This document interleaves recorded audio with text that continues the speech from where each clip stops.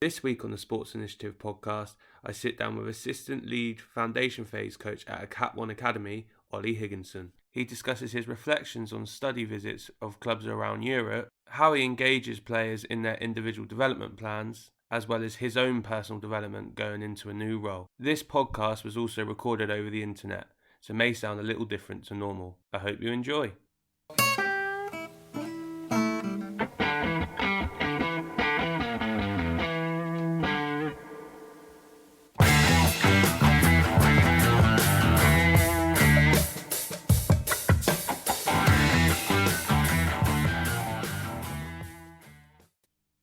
Oh, how are things in COVID land? Yeah, all good. We're coping. Yeah, I guess for you, obviously, the challenge has been trying to work with the kids remotely and trying to engage in that. How have you found that process a little bit different to normal? To be fair, I think what this has shown us is that there's lots of different ways to sort of connect children, but just being mindful of the circumstances around each individual is probably key. So obviously, not everyone's got a massive garden. Not everyone's even got a garden. So just being mindful of the stuff that we set them, actually, I think is the main thing that we need to do. Once we've got that information and once we're actually comfortable in what we know about the player, I think it's helped us to actually put support out there that's actually relevant to that player. And how's the buy-in from the lads been with that once you've individualised it? Yeah, it's been really good. So sort of with the foundation phase, we've sort of give them lots and lots of different things to choose from, and then they can pick it up and put it down whenever they want to. They really like the competition. They really like challenge. So we had like 9s versus 10s, 10s versus 11s, and within the foundation phase, they loved it. I don't think the take up for the YDP was as sort of big, if you like. I don't think they were that engaged with that sort of competition element, but in the foundation phase, they really liked it, and the 9s enjoyed beating the 10s and the 11s at keepy ups. So they were buzzing off that. Have you got any examples of things that you've been doing with them? Yeah, so the keepy up challenge was what they had to do within their teams is get as many keepy ups as they could. Each keepy up counted for a mile, and it got them around the world. So by the end, like the 9s had got all the way like to wherever it was, Australia, or nearly all the way around the world, and they'd overtaken like the 10s and the 11s, and we had players that were doing 3,000 keepy ups. We had under 9s, so 8-year-old, 9-year-old boys doing around like 1,000, 2,000, 3,000 keepy ups, which is more than actually I've seen in my whole time coaching. The previous sort of record for an individual was 2,000 that I'd seen. But that sort of competition and the amount of time that they had to do it, they really, really bought in. And then we've seen some amazing sort of gains. And at the end of the day, doing keepy-ups isn't going to make you a professional footballer.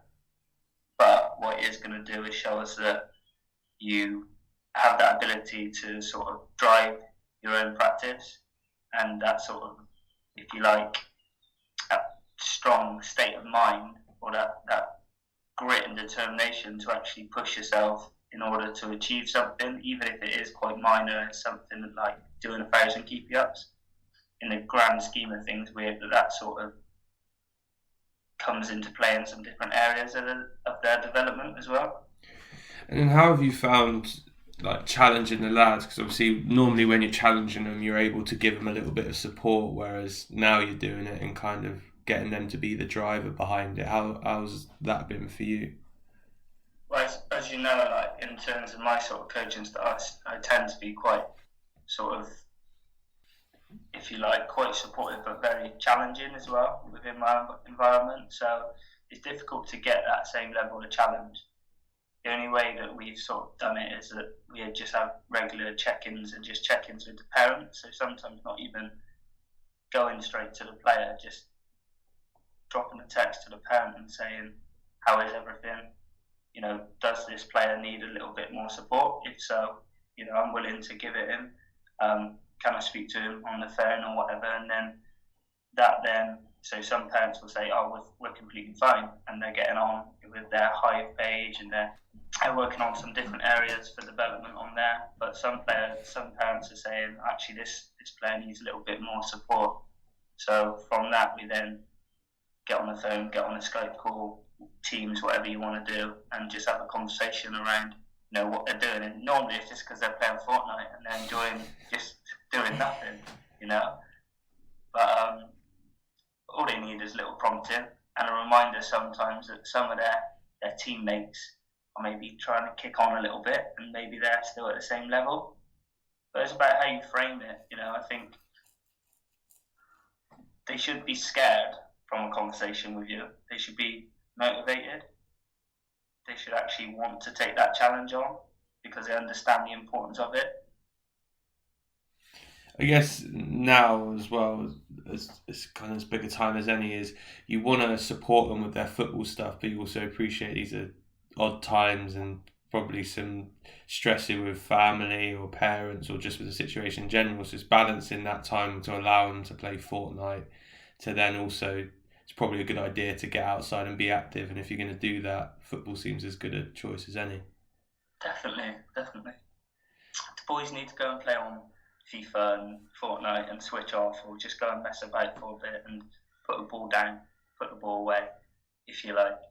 But obviously there needs to be times where you're right in terms of we need to strike a balance between making sure that they practice and they're ready to hit the ground running when we actually do return.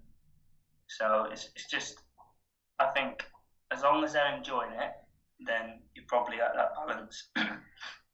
When they stop enjoying it, you're probably over the balance. That makes sense. Yeah, for sure. And then, is there any lessons you've learned that you'll take with you kind of back to when everything returns to normal, which it seems like we're moving in that right direction? Is there anything that you'll take with you to go, actually, we could implement this, or this is something that I think will reflect really positively on? Yeah, well, I think if we look at, say, player reviews, for example, we sort of do a one-size-fits-all. But often, you don't actually bring the best out in terms of the engagement with the player. It might put a little bit more of a strain on the parents. So, if we actually offer player reviews virtually, it may sort of help in regards to those two areas. I feel that also just like the use of sort of footage and analysis and sort of team challenges throughout the season, like using our Hive platform or say Huddle when we eventually get to grips with using that. I think that'll be a real benefit, and it's something that we probably we didn't do as well previous to lockdown. I think that it will be interesting to see how things change the other side of this, because I think what is highlighted for most people is virtually we could do a lot more than we have been, rather than people travelling 2 hours for a meeting and then 2 hours up again. There's nothing wrong with that. And I think as well, just as staff as well, I think it allows these sort of platforms allow for much clearer communication and more constant communication. Sometimes you want to get away from just shut off from communication, but like in the season, there's a lot of things that need to be said, even just your weekly MDT meetings, and actually utilising these sort of platforms to get everyone in the room, I feel is vital. So that's something that we'll definitely look to do next season. Perfect. So obviously we've kind of skipped over what your role is. If you just want to go through kind of what your role is at the club and how you've ended up there, I guess. Okay. So I'm the assistant lead phase at Southampton Club. So that really just means that I look after 9s to 11s, with the under 9s being my main age group. I'm sort of responsible for the overseeing the individual development plans of the individual players throughout the phase. Obviously, that's a lot of players, so it's not just me doing it, but I'll just sort of lead on that and try and help the coaches to find the best ways of actually supporting their players. And that's something that I really want to try and develop a little bit this season. And then you started off volunteering and then working in development centres, right? And then ended up getting a little bit more in terms of, we opened up development centres. I've done a little bit more there. I started to lead one of the age groups in the foundation phase at Bath, was working across a lot of different age groups there. And then eventually the opportunity came up to go down to Staplewood and work at our sort of main campus at Staplewood, and been there for about 4 years now, doing the same sort of role, which obviously developed a little bit over time, but the sort of job role is still the same. And obviously, I know you kind of been mates and muckers and colleagues and stuff for the last, again, probably 9 or so years. How important do you think that grounding of, I guess, the volunteering to a degree, but also the coaching stuff you used to do in schools or holiday camps? Yeah, so I skimmed over that, didn't I? So I forgot about that. Not that I forgot about it, because I feel it's probably the making of me as a coach. Being able to go into schools and not know what you're going to deal with at that certain time. So you might end up with a class of 30, you might end up with a class of 15, it might be a class with some sort of learning difficulties. There may be members of the class that really struggle with PE or whatever, and at the end of the day, the difference was most of them didn't even want to be in your session, so you had to find ways of making them engage with the session, but also just being able to be really adaptable within that school setting was key for me. I've got loads of stories where it all went completely wrong and you're really out of your comfort zone, but then you'd go to a Southampton session, everyone wants to be there, and actually you're working with some very skillful players, and everything seems a lot easier when you go from that school session to the Southampton session. Obviously the detail in your sort of tactical and technical is a lot higher, but in terms of managing the group, it's an absolute doddle compared to what a school could be. So for me, it was a perfect grounding in sort of behaviour management and sort of just getting people to buy in and engage with your session in different ways. And would you recommend that to coaches looking to work in academy setups, or do you think that they could get that grounding in other ways? I think it's a vital step, and I feel if you skip that step, you're probably missing out on a little bit. So, when I look back, I was really quite young and naive and didn't really understand it. From straight out of a sort of football setup where I was playing to then thought, right, just going to set up my own business. It's going to be easy. I'm going to go into these schools and I'm going to, start delivering PE and football. And then you knock on the schools and you get knocked back and you get knocked back and you get knocked back, and it's like playing football again. I'm like, Jesus, I'm going through the ring again, getting bombed out. And then you go in, eventually you get into these schools and you realise you ain't got a clue what to do in terms of actually dealing with these kids, in terms of dealing with the actual teachers and setting up, payment schemes and stuff like that. So I was just learning constantly, like day in, day out. And then I sort of, the schoolwork sort of took a little bit more of a backseat because the Southampton stuff started to develop a lot quicker than the schoolwork did. And I sort of left my business sort of there, if you like, and went to help one of my friends in their business in active development, which, was providing a bigger sort of support for local schools around Bath and Bristol. And that really worked for me because it allowed me to be really flexible as a young coach, trying to get up the ladder. So I don't believe that if I sort of had a normal job, I think I would have faced a lot more barriers in terms of actually trying to progress at Southampton, because the coaching, whether it's my business or my friend's business, allowed me to be really flexible and say, actually, so I need to get to Southampton this time, or I've got this tour that we need to go on, which means I'm going to be away for a few days. If it was my business, I would have struggled a little bit more. If I had a normal job, I would have struggled a little bit more. But my sort of setup allowed me to be a lot more flexible. And then obviously there's a lot of talk around kind of 10,000 hours allowing you to be an expert performer or expert in the area. I guess from what you're saying there, especially earlier on, there was a lot of hours that you're completing, coaching and trying to develop those skills. How many hours do you reckon per week you're actually coaching, or do you want to run through roughly what a schedule may look like? Now, I appreciate this is a decade ago, so it might not be. I'm terrible at maths as well, so you might have to correct me.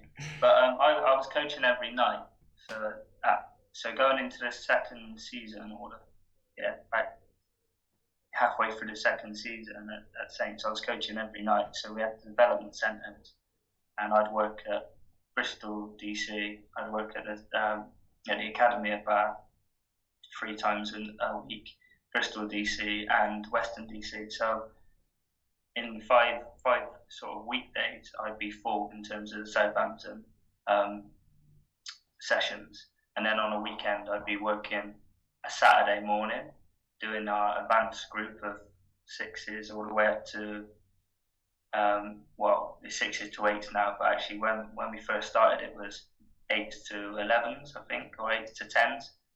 So I'd do a Saturday morning and then a game on a Sunday as well. So I was doing 7 days a week in terms of Southampton, and then in schools I'd be working from normally every day, I'd say, or every other day, but then some days I'd have full days in school. Some days I'll have 2 hours in school. So it's quite hard for me to go over that, like in terms of breaking it down into hours. But in terms of sessions, I think I was doing at least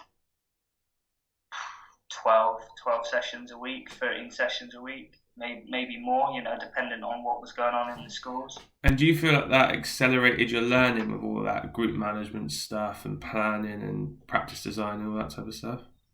Definitely, I feel that especially the start of my journey, it was just like constant in terms of that development and just learning off different people. I was lucky enough to work with some real good practitioners that really sort of moulded my approach. Like who? So first of all, like my football manager was actually a really good coach. So Matt was a very, very skilled coach and someone that we took a lot of, and I think I speak just not for me, but for like the rest of our group, we took a lot of sort of principles and standards from. Matt Hale, right? Yeah, Matt Hale. So he had a bit of a military background, and we do some things that would really push us, and probably nowadays they might frown upon it, like doing log runs through the woods and stuff. But we were building this resilience and this grit and this determination into our group of footballers.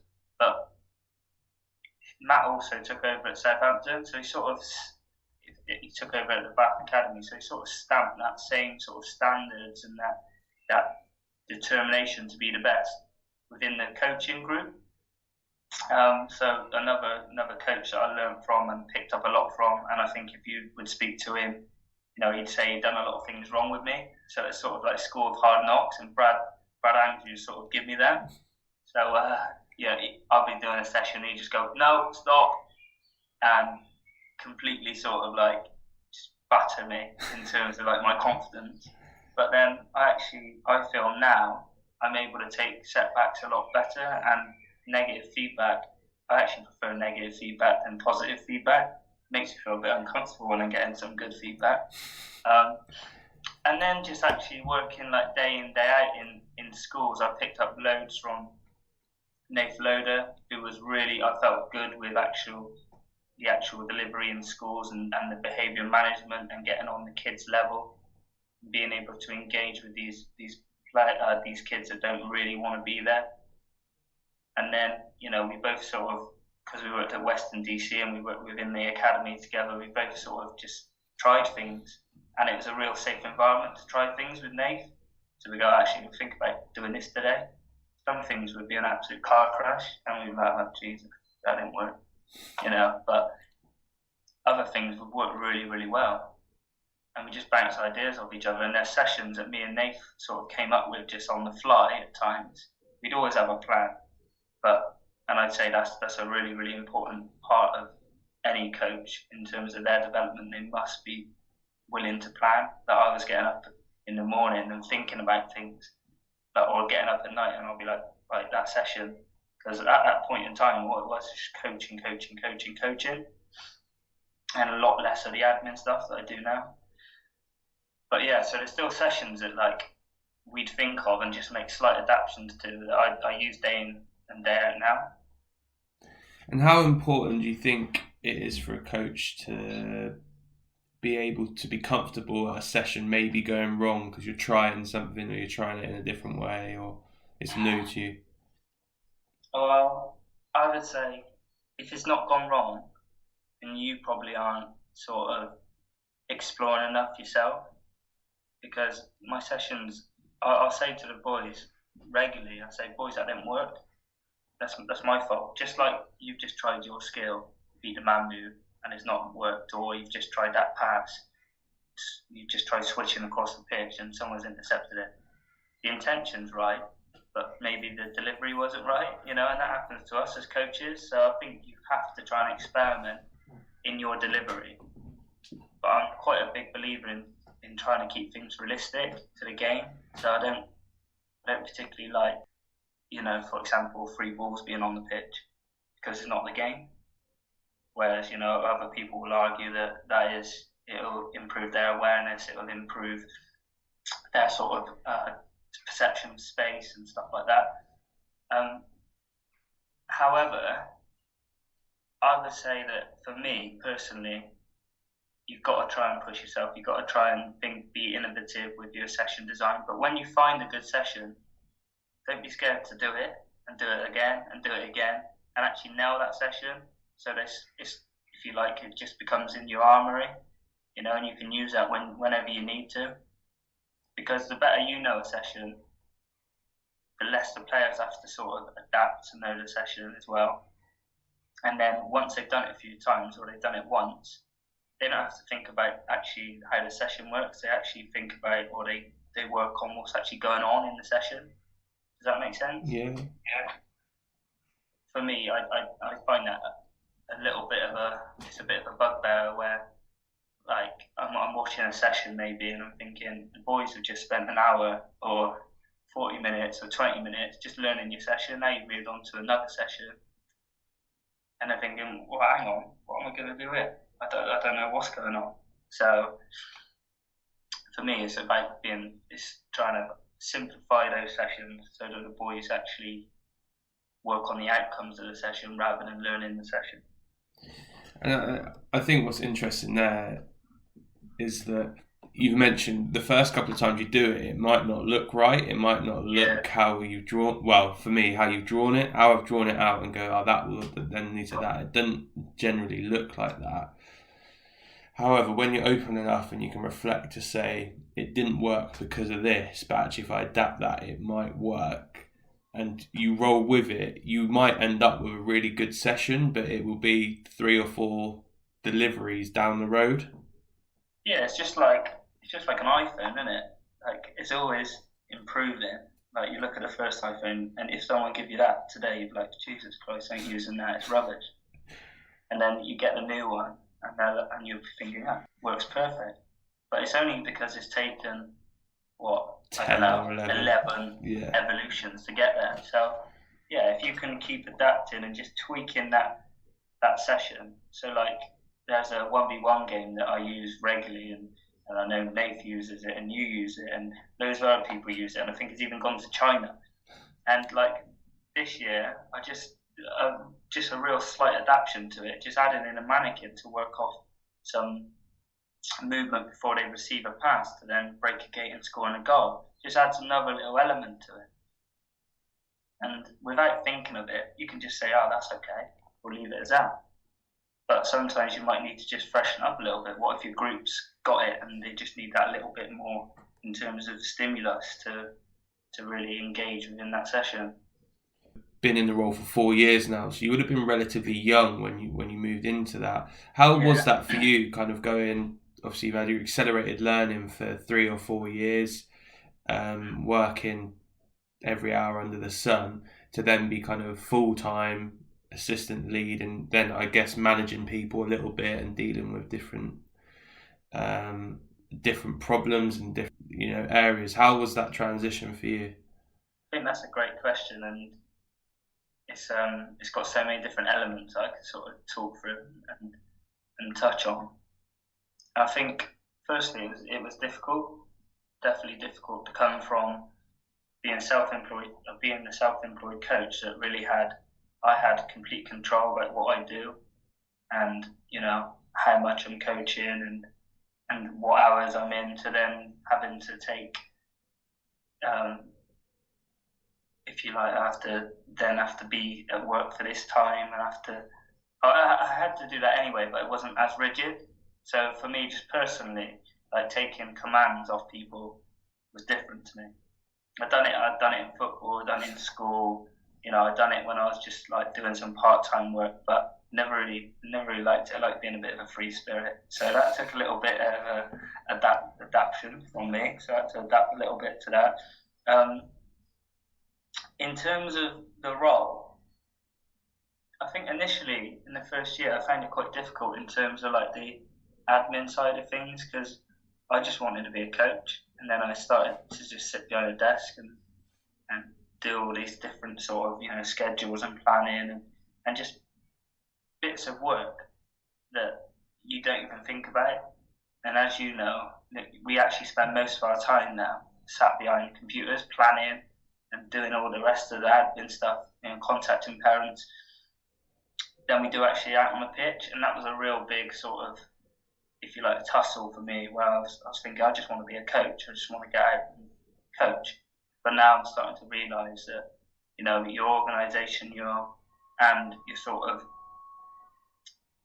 if you like, your forward thinking will help in your delivery. So yeah, I've always known that it's really important to plan, but now my level of planning has got a lot better as well. In terms of managing people, I always felt that I was able to form good relationships with people, because I feel I'm honest and I'm authentic in my approach.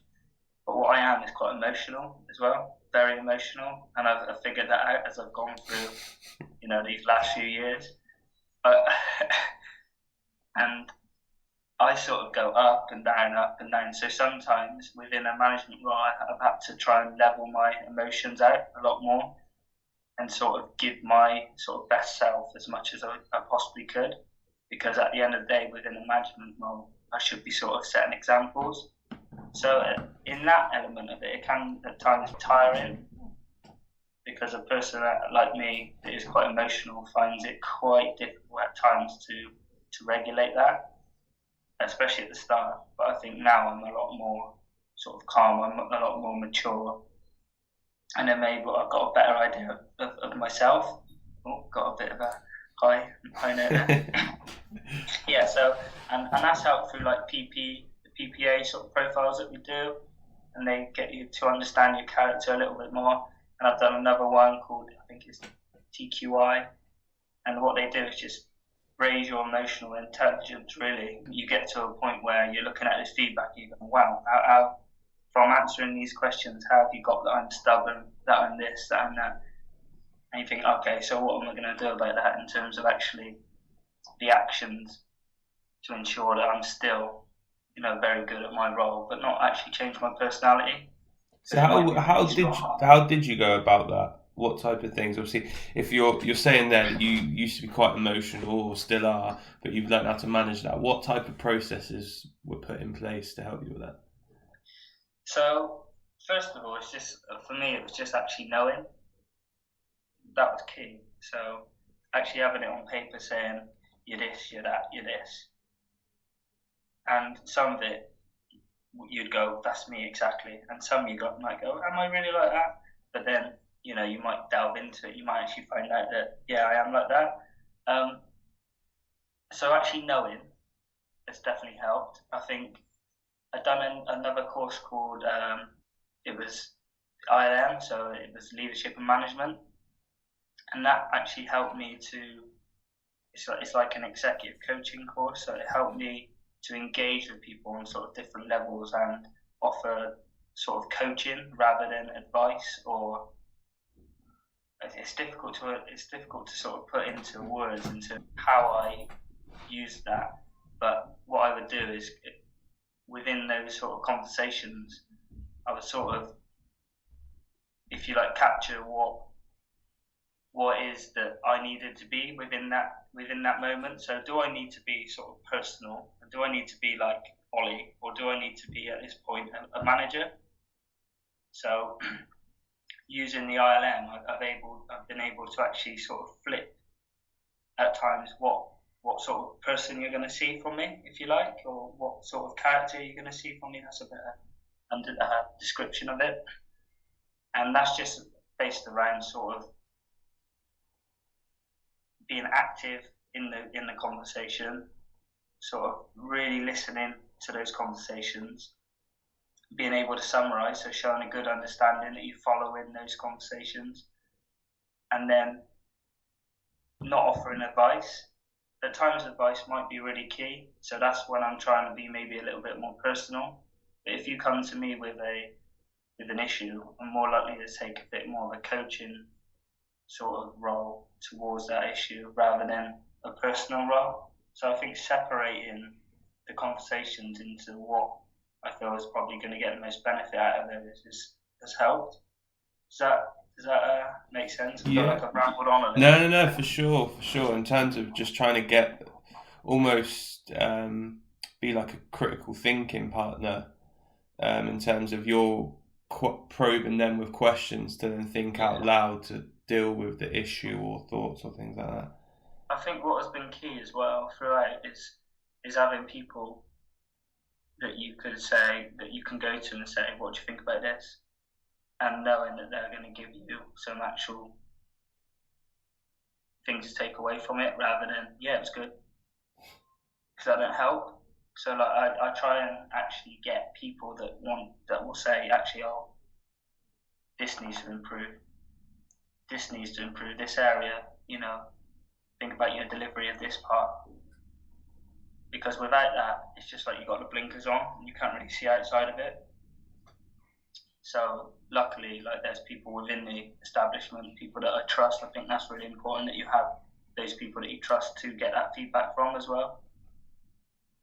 And I think that's helped quite a lot.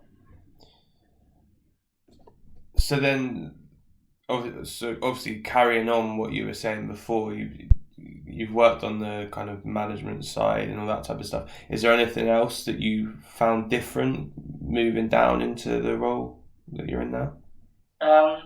Presentations. So that for me was like a massive stumbling block. It might sound really stupid, but going into the job, I was so scared. I was so scared of like getting up and delivering in front of people. I was fine actually coaching in front of people, so I just feel like I'm in my sort of groove there.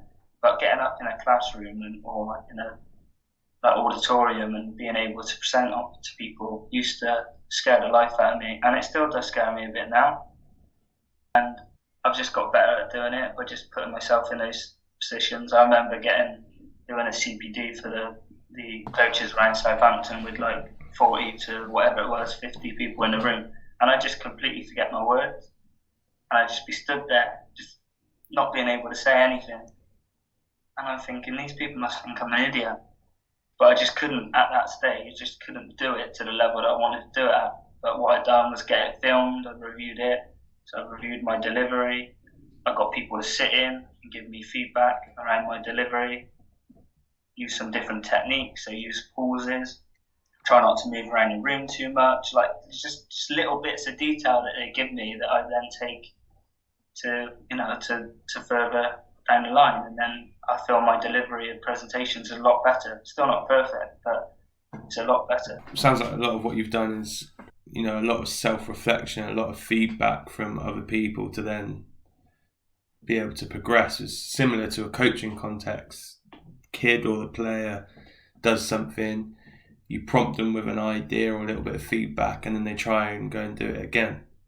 Yeah, I don't think it's dissimilar, the sort of process that we put the kids through at all. I think it needs to be the same, because at the end of the day, we ask a lot of our players in terms of trying to stretch themselves and challenge themselves. So we should be a reflection of that. And there's so many times where you put yourself in that awkward situation, or that situation where you're thinking, this ain't going right, this isn't what I intended. But eventually, if you come out of it with an open mind and the ability to reflect, or the want to reflect, I think that you will improve. The issue comes when you come out of that situation and you say, well, this person wasn't good, that wasn't good, this setup wasn't good, and you start making all these excuses that then just put that sort of wall up in front of you actually improving and developing. And that's going to happen along the way, but it's just recognizing when you're doing that, you go, actually, come on, there was stuff you could have done to improve. It wasn't that bloke's fault who just kept bombarding you with these stupid questions that weren't even relevant to the CPD that you were delivering. So that would be my advice, just to keep reflecting on it, keep trying to improve, and get that feedback whichever way you need to. And then you mentioned earlier you're very personable and can strike up relationships well. So when you've moved down to Southampton, obviously you've gone on this process of being more self-aware and self-critical and analysing. Who did you reach out to a lot? Whose opinions did you manage to think, either on a off-the-field setting, so it might be for presentations or the psychology type stuff you spoke about there, or on-field sessions? Where did you go and gain information to upskill yourself? I think, firstly, just working with some of the different coaches at the club in terms of the actual delivery on the pitch, that's definitely helped, because within my first year I worked across a range of different age groups, not just predominantly with the nines, which was good. Working with some coaches that have been there and done it and brought some great players through the club, like Tony Salentino, really helped just to sort of bed me in, if you like. But I've always had some real good sort of communication, and I would say it's more like he's been more of a mentor to me from Matt. So I was able to knock on his door and say that this has happened, what do you think it is? Or, I want this to improve in our phase, what do you think of this? And, Lee has always been there to Lee Smith, who's the lead phase within the club, has always been there to go, this is my session, Lee, what do you think of it? And then Lee will just tear it apart, and he'll say, so, what's the outcome on this? So if you're putting this move in, is it relevant to the area of the pitch, for example? And what are your intended outcomes? And he's very, very methodical, whereas I'm a little bit more ideas, and I just like to go bang, done. But what I've done now is take a little bit more of his sort of way and put them into my way, if you like. So it's just about trying to learn off everyone around you. I think in terms of actually moving down, it's probably the support that I've been given is probably more so from my sort of friends and family. Having a close group of friends that will come down to Southampton and actually see me and my family coming down to see me and stuff like that, and getting home as much as I can, because I do miss being home. I'm, Bristol born and bred, and I'm proud of it, and I will, miss home, and that's going to happen. So that was difficult, but you have to sort of make these sacrifices sometimes if you want to get where you want to go to in your sort of career. One thing that you'll be able to get is exposure, I guess, to other clubs.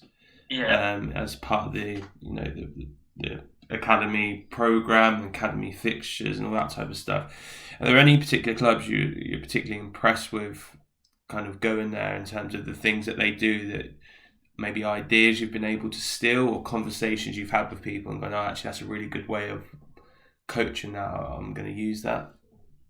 Yeah, but I have been really lucky to go to various places, whether it's on tour or actual sort of study visits. So I've been lucky enough to go to PSG, to Clairefontaine, they're famed with, developing players like Mbappe and like Thierry Henry and lots of other players.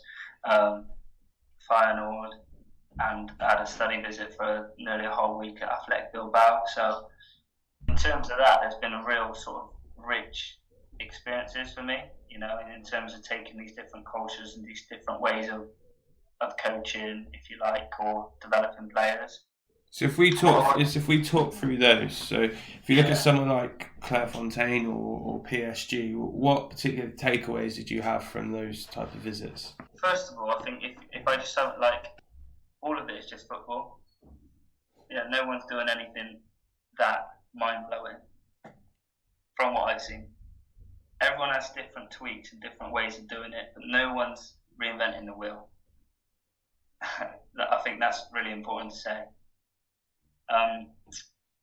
So like Clairefontaine, I thought actually, in terms of the setup, their program was based more, their sort of ethos was more around sort of being a family and a school. So sort of football seemed a little bit on the back burner, if you like. I'd say the delivery was pretty standard. You see patterns of play, you'd see sort of attack versus defence, and sort of scenario-based games. But like in terms of the sort of coach to player ratios and stuff like that, I felt it was, in England we always have sort of like 1 to 10 or 1 to 8, but they were working at like 1 to 20 or 1 to 23 or whatever it was, or 26. And there was coaches around there, but not coaches involved with the session. So like, for me, I felt that it was a little bit behind in terms of what England is, in terms of the EPPP.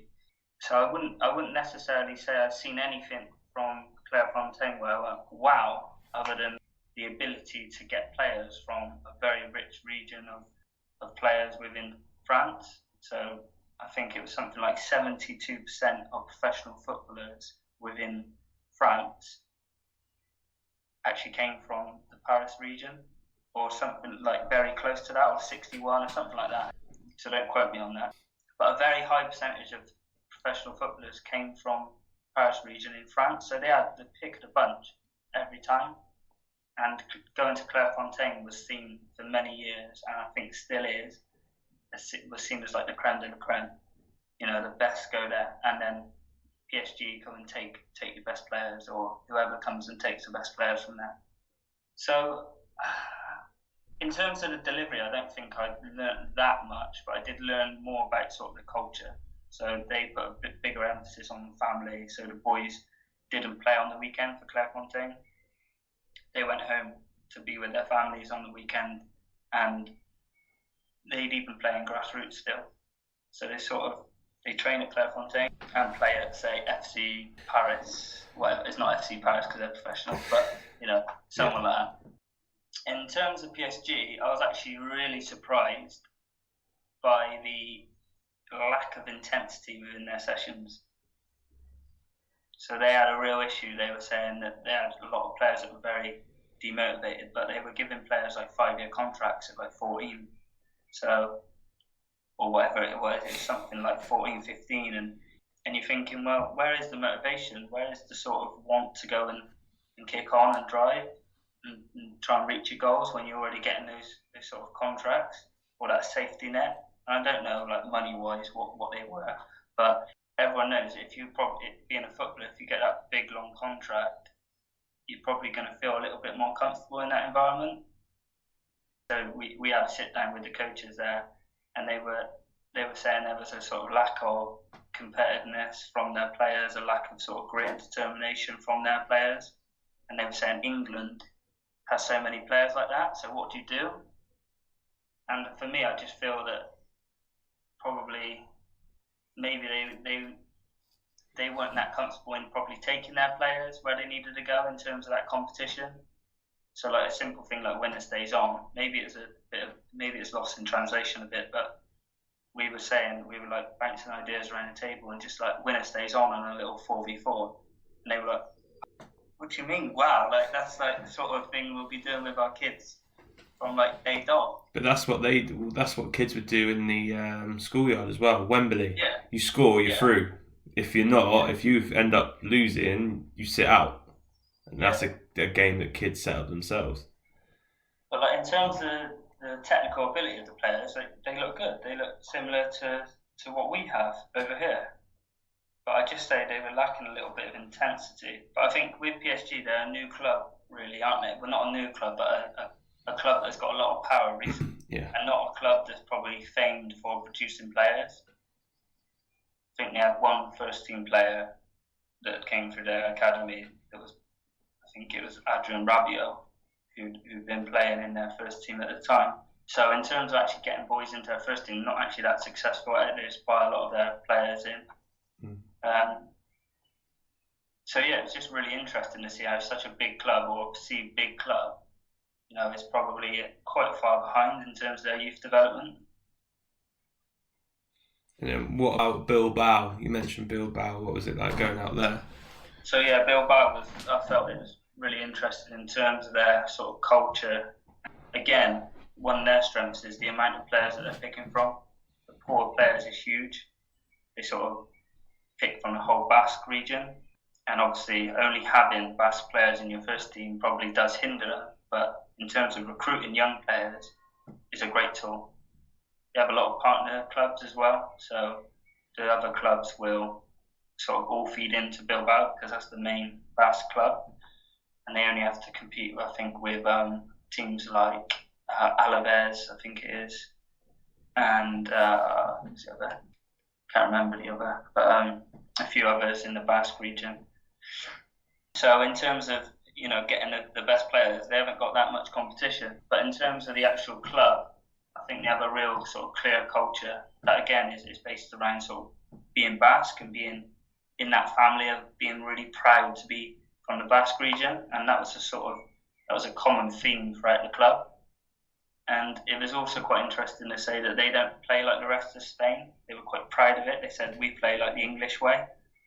More. We play quick transitions and turning the defence into attack quickly.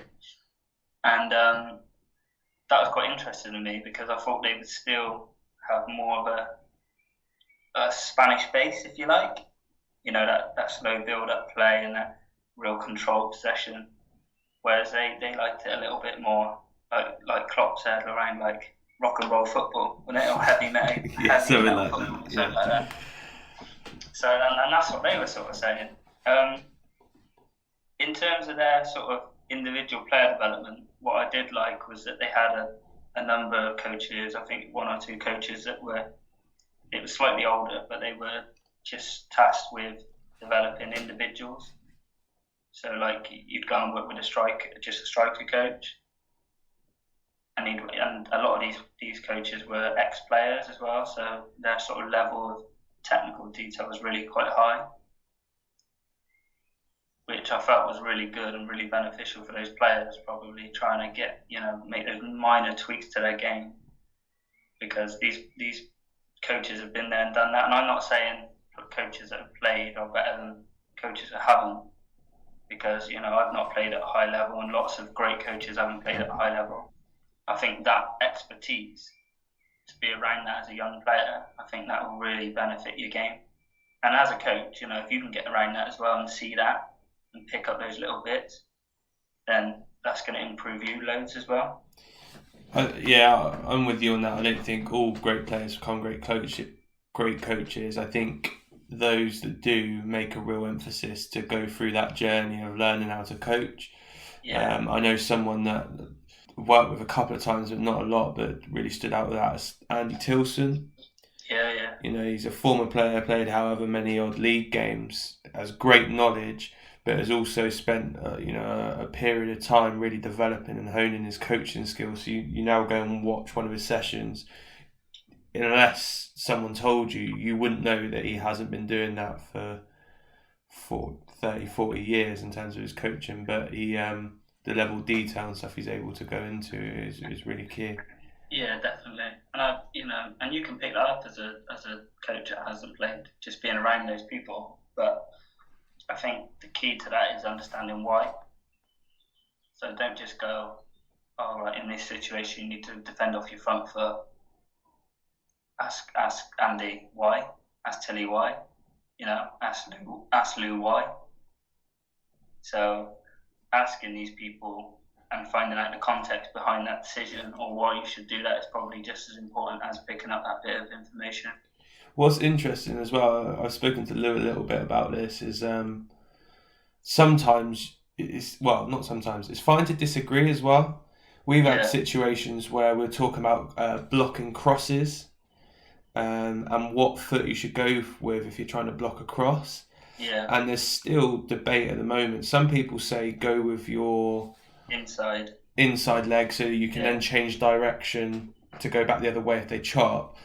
And other people will say go with your closest one because you can close the distance a little bit easier.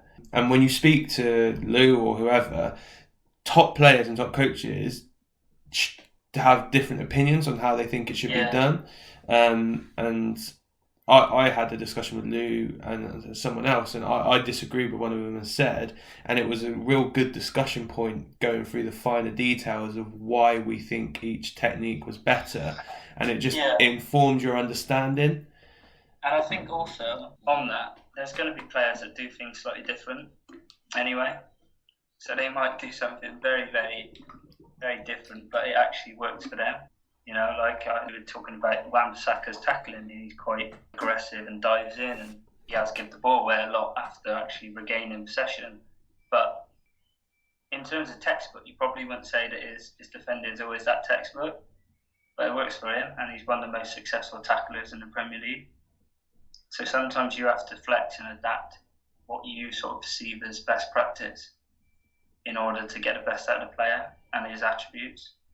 Because I feel that like football is much more than just a technical and tactical game. Like the mental aspect of football is, I think it's more, if you like it, it takes even more of a precedence over some of those technical and tactical elements. Is there any other clubs that you've been to that particularly stand out, or any other people you've come across? I think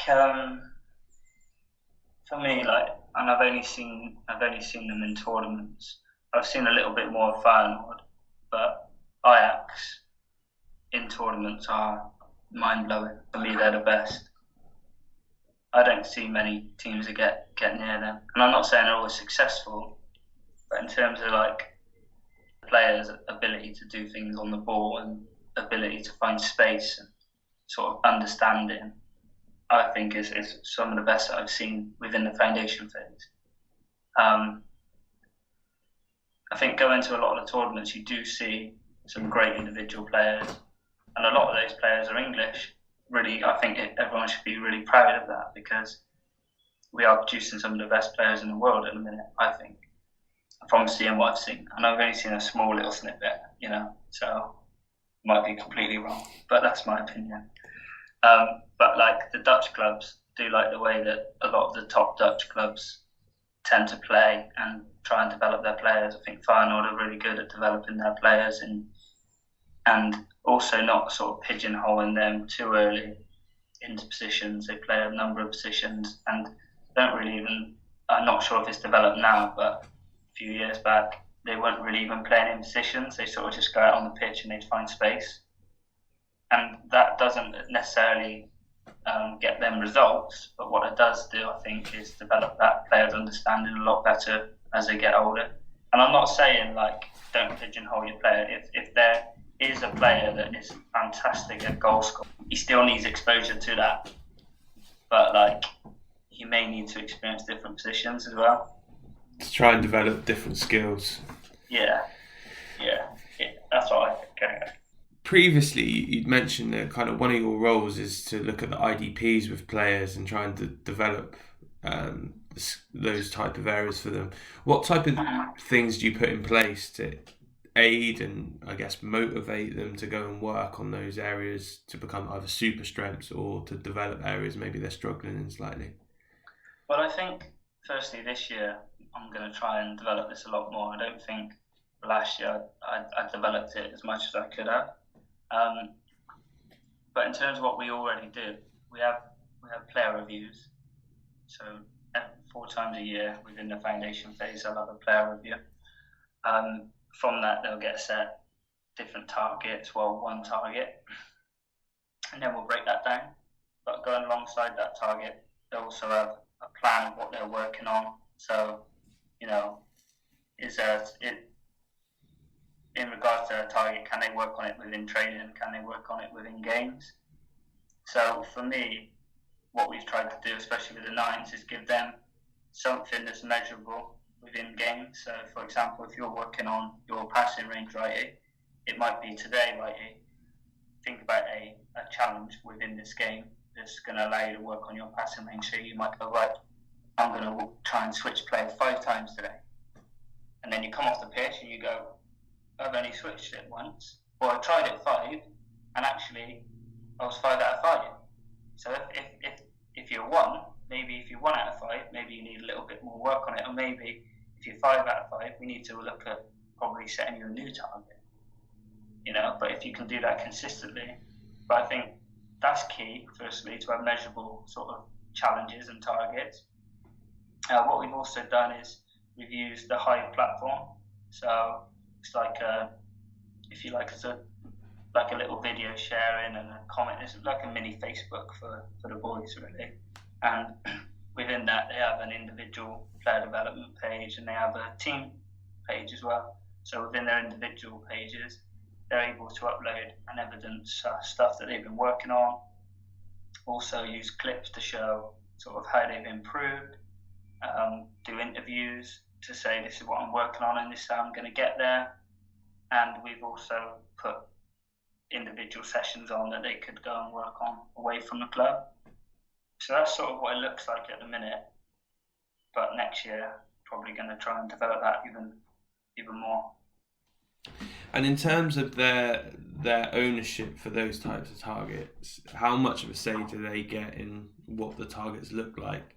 Or how self-reflective or self-aware are they in that process? We try and give them complete ownership. The only time we might steer them is if they're the complete opposite. So if they're saying I'm fantastic at defending, but they're clearly not, that's the only time we might try and steer them a little bit. I think as they go up through the phase and they go into probably 11, 12s, and then into the YDP, it probably becomes a little bit more from the coach. But it's important that the player buys in to, you know, whatever it is they're working on. And if it's constantly the coach saying you need to get better at this, it may not have that same sort of impact. But again, like, it's about knowing your player and understanding your player. You might have a player that comes to you and says, actually, I want you to tell me what I need to work on. And that's okay. You can do that, but still you need to try and explore him making that decision or getting him involved in that decision. But there's going to be different players along the way that, you know, want more support, and maybe some that bang on and they know exactly what they want to work on. And actually, they've gone to even a deeper level than you've not even thought about. So I can remember doing a review with one of my players in the first year of being full-time in Southampton, and I was talking to him about working on his passing, and he was like, no, I don't want to work on that. He's like, I want to work on the timing of my runs, linking from midfield into attack, so like my deep runs into the box and sort of like my third man runs. And I was like, wow, like this boy's on a different level. And so in that case, especially, just let him take it, let him own it. And you just sort of support and facilitate and question. And I think something that, from speaking to Ty, I haven't seen this firsthand, but you've been quite creative in the ways that you're helping to do that. I mean, he mentioned something to do with the FIFA cards. Yeah. So the FIFA cards are, like, if you like, a little bit gimmicky. Right? But for the boys, they love it. They love FIFA. And I like playing FIFA as well, so maybe I'm a little bit biased. I'm pretty good on it. And so what we've done, we've got all their pictures and put them onto FIFA cards, and then what we do is put their target underneath their picture and their name, and then on the back of that it would have their match day target, and we just give them a little dry wipe, and they'd write their target on the back of the game, on the back of the card before the game, But this then, what we've done, we give them bronze, so that's their first target, if you like. So at the start of the season, you set a target, everyone gets a bronze. If you've made enough improvement, you then get your silver, then you get your gold, and then obviously you could get a platinum. So the most you could get was platinum as the season went on. And no one even got, I think the majority of the group was still on bronze and silver. But that don't mean they didn't develop. They've definitely developed. But it was really quite hard to move up through that. And as well as that, I'd set sort of different challenges throughout the season to get these special inform cards. So these cards, what I'd do is we'd print them out, we'd laminate them, they could go on their little lanyard, because you have to carry this lanyard around all the time with their PRS cards on, which means they're registered footballers at Southampton in the Premier League or the Triple P or whatever it is. So they look like plonkers with these lanyards anyway. So I thought, well, you might as well stick some FIFA cards on there, and they like collecting them. So they were going through the season going, oh, I want to get my 500 keepy up card. I want to do this, I want to do that. And then by the end of the season, you got boys going, oh, you've not given me you're not giving me that card. I've done the SSC challenge. I've done the Batman barrel roll challenge or whatever it was. I need my informed card. I was like, oh God, all right, I'll make that card for you. And they were buzzing, they were loving it. So I'd give them a big card, which was like, I don't know, 30 centimeters long. They could put that up on their wall at home or wherever they wanted. And they had a little one that goes on their lanyard. And then, at the end of the season, obviously we didn't get to the end of the season, but at the end of the season we were going to check in, and so it just helped motivate them. That's what we felt. And I think it did, and they enjoy it. Everyone wants to be on FIFA as a kid, so I think they love the concept. It's quite a fun way of getting them to engage in that practice as well, and doing a way that they almost speaking their language to a degree.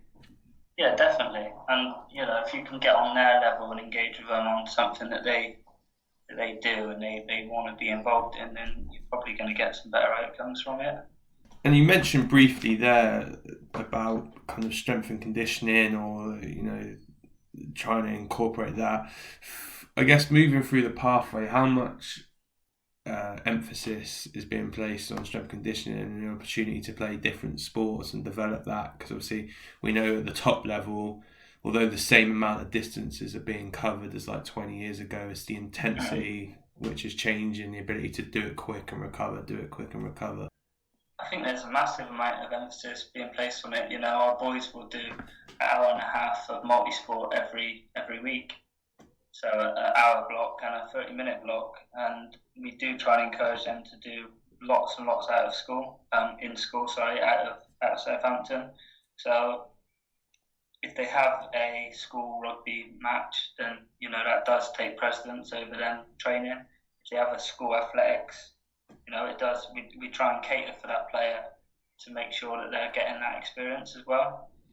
And some of our players we will highlight within reviews to say, we want you to try and pick up another sport. So it may be 1v1 defending, for example, as a player's objective and a target. So it may be that we want to work on some quicker foot patterns with that player. So we'll ask him to go and play tennis, or just something that, like badminton, something that requires real quick explosive movement. So he might be getting turned all the time, So that's going to allow him to move laterally a little bit quicker and move across the ground a little bit quicker. So I think there's a big emphasis on strength and conditioning, especially as you go a little bit further up the pyramid, where they're starting to then get those more sort of tailored individual sort of schedules. In our phase, it's much more sort of multi-sport based. Moving forward, what are your plans? Are you just to keep working in it with this age group and keep trying to develop players as best you can? Would you like to go and try and work with some of the older boys, or what does that look like for you? I know we're particularly fortunate, and Southampton's a very good club, so you want to stay there as long as possible. Would you like to move up, or?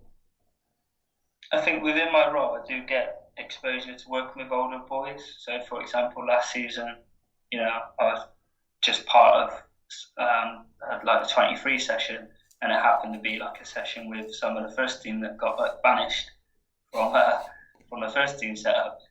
So there's opportunities to work across different ages.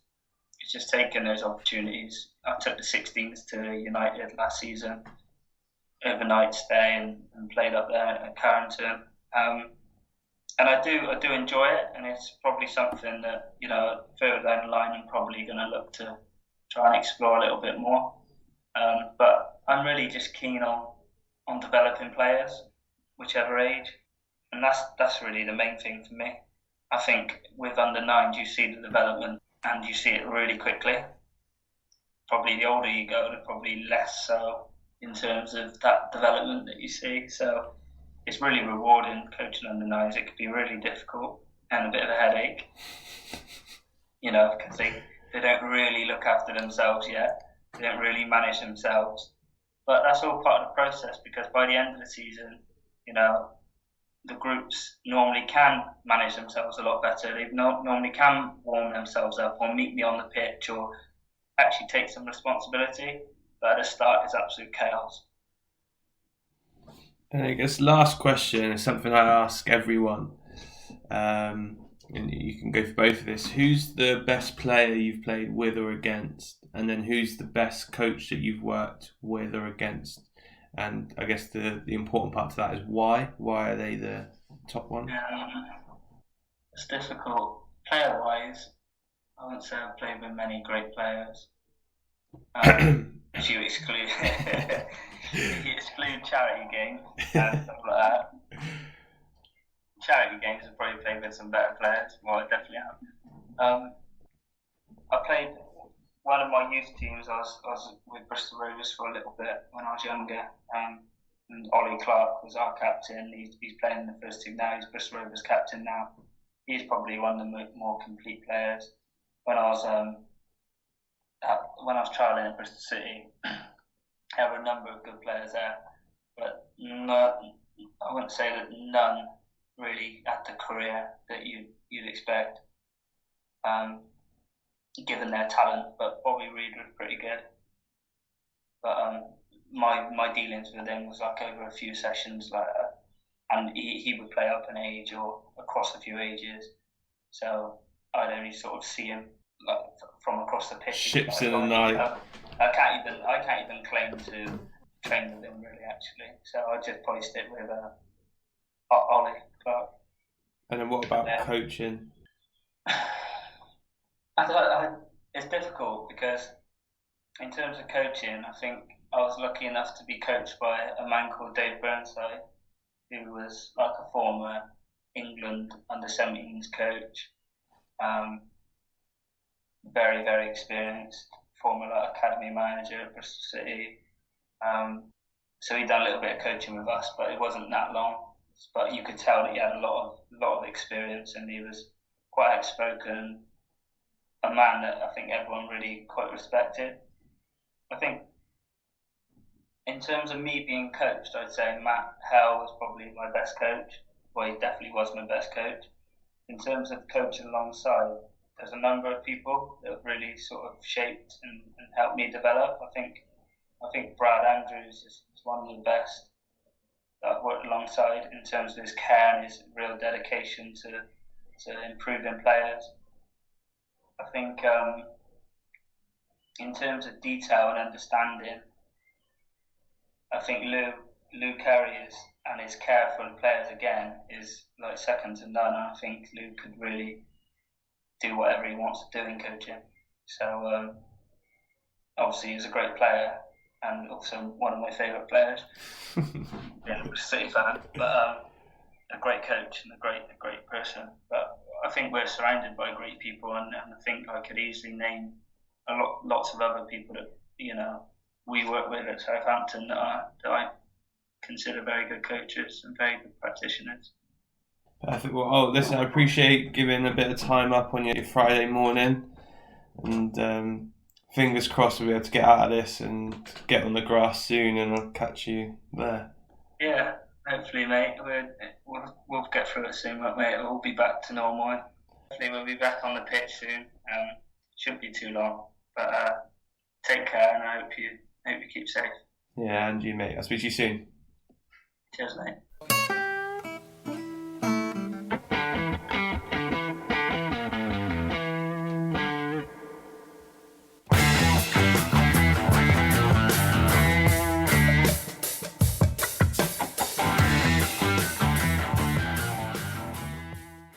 Thanks for listening to the Sports Initiative podcast with me, Michael Wright. Please remember to follow us on Twitter, Facebook and Instagram at the Sports Initiative Podcast, and share this podcast with friends and family.